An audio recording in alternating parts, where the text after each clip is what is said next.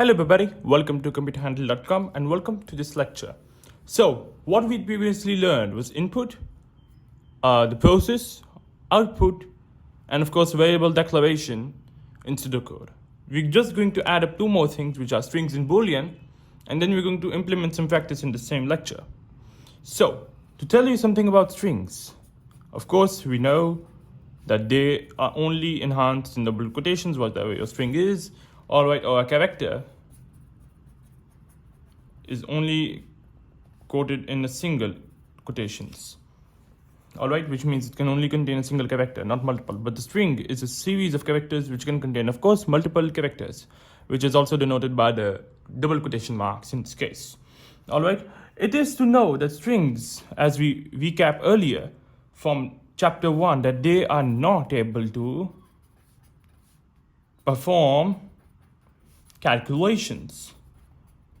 Alright, it just prints as it is what it is. So if we, let's suppose, take a string computer, alright, and then we add it to another string called handle, well, it will give us computer handle. Well, assuming that we have a space here, it'll give us the same answer of computer handle. It won't perform any calculations. Alright, the same way, if we have a number instead of a let's say if we have a number in the form of a string rather than an integer, let's suppose the number 12. Alright, and then we add it up to number 34. Well, you guessed it, the answer should be 46, but no, this is a string. It's not able to perform calculations. So it'll do what it does with the string. You'll get 1, 2, 3, 4.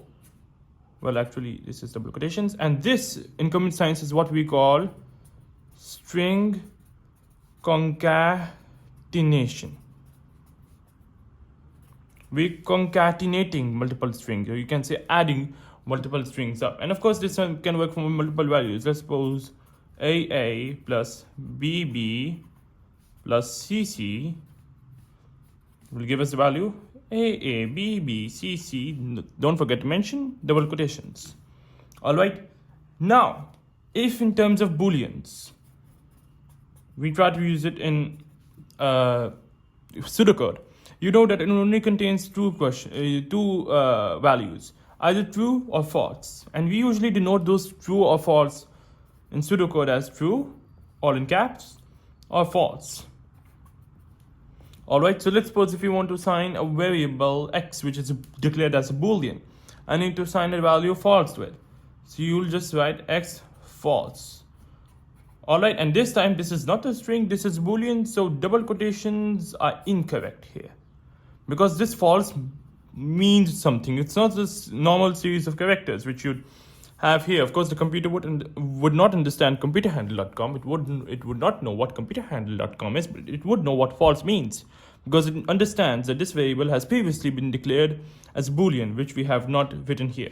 So considering this knowledge, let's solve and practice a few questions and the previous knowledge as well.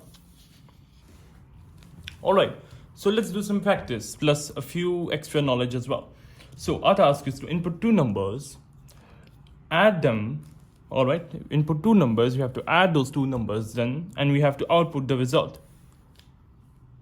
However, it mentions an extra thing which says in a user-friendly manner, and this is something we have to care at the end. So we'll just start off with the declaration first. Alright, so I'll let those two numbers be x and y.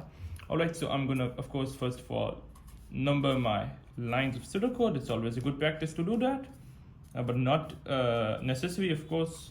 Alright, so I have a number too much. Actually, I think I should be able to stop by here, but let's see what happens. So we have two lines for declaration.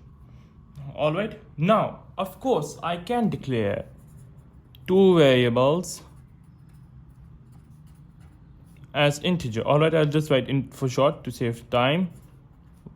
Alright, of course we can declare these two things. However, to save space, often you can see that in pseudocode people just use or declare, if they both have to be declared in a single data type, they can declare both variables on one line. So the way we're going to do it here is declare x and y, which means x comma y as integer, which means that x and y both are declared as an integer. Therefore, it helps the programmer save some space.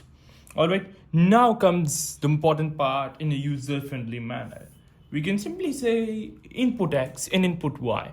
However, it states in a user-friendly manner, we should let the user know whether it's printing the first number or the second number. So before we actually output, we're gonna ask the user,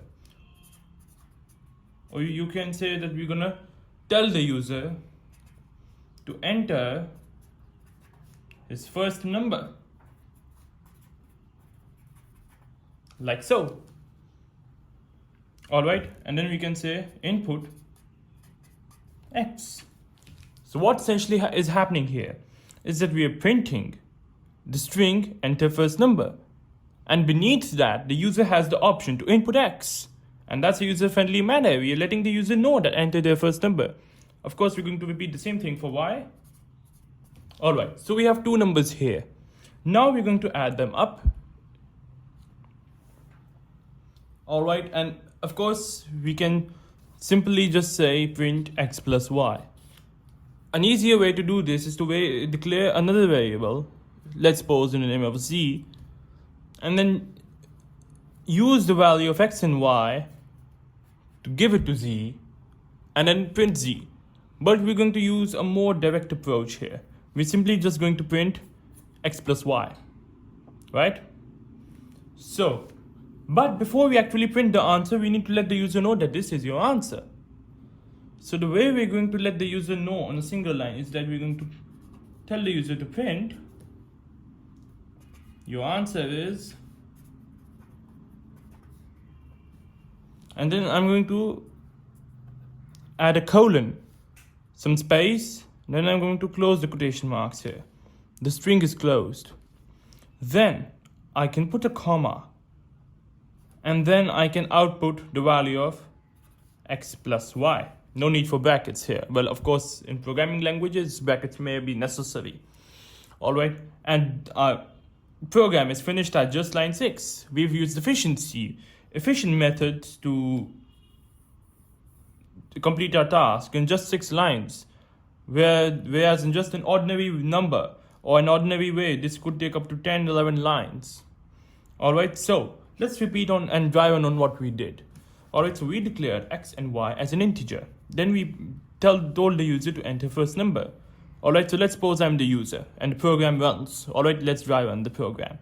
So I'm gonna be shown the message enter first number. Well, I'm just writing EFN for short, but this message is now going to display to me, and now I know that I need to enter my first number, and here's a space, empty space, and the keyboard is telling me to enter a number. Now let's suppose I enter 4.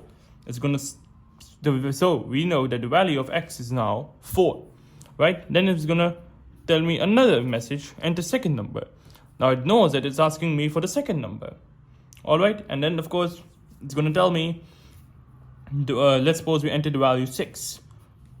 All right, and then it's gonna tell me your answer is in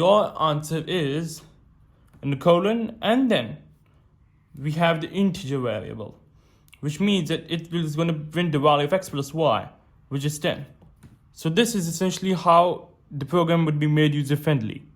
All right, and another thing you might have noticed or concluded, if not yet, is that yes, you can always print multiple data types on a single printed line separated by a comma. All right, so these are the basic rules you need to remember while you are studying input or output or arithmetic operations, as well as strings, booleans, and efficiency. Of course, we're going to practice similar questions at the end of chapter, but this is how it works. And let me remind you again, we need to have lots and lots of practice for pseudocode.